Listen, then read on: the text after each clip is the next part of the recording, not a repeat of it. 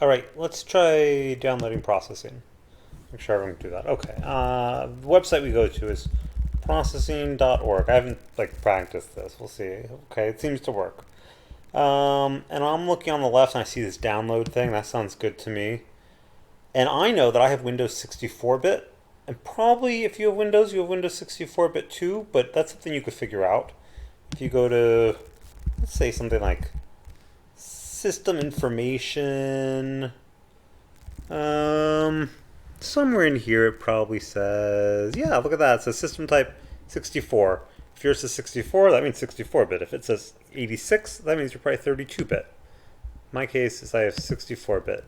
And I click on that and processing says, hey, you want to give us money? And we say, no, thank you. It's already downloading. You can. Sure, do it. Sounds nice. Give them money. It's downloaded. Lovely. I don't know where it downloaded to.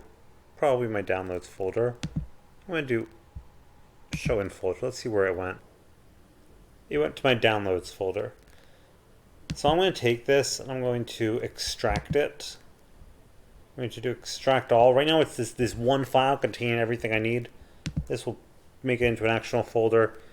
And I could keep it in downloads, but what's the point of that? I'm going to move it to my desktop.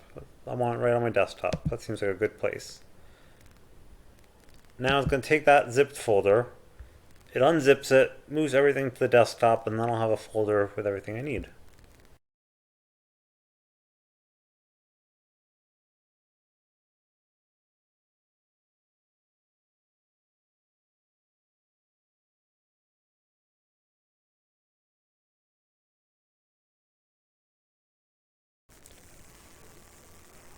Let's see what that folder looks like. It is on my desktop, or I can also find it right on...